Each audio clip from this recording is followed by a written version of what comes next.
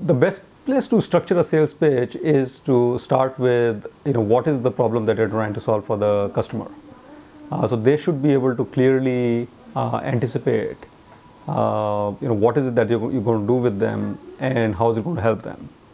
If you have any way of customizing those sales pitches with the data for that company or that industry sector, that can be extremely effective in creating the relevance to the customer. The other thing which customers always care about when they're buying from startups is their sense of stability and credibility around the startup. So it's extremely important to layer in those factors. If you've got a set of advisors who you think will add to the credibility, if you have a set of prior customers who you think will add to the credibility, your own profiles, I think that is extremely useful. Customers often buy from startups because they feel comfortable with where the founders, the rest of the team, the investors, the advisors are coming from.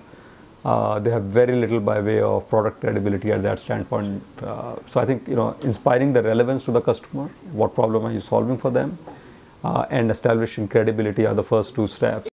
These two elements are extremely important. One, the customer wants to understand why you're relevant, how will your solution help them, but equally important is to drive credibility into the conversation of why should the customer buy from you. And for a startup, very often that credibility is about the people who are involved with the startup, the founders, the advisors, the investors, and the talent.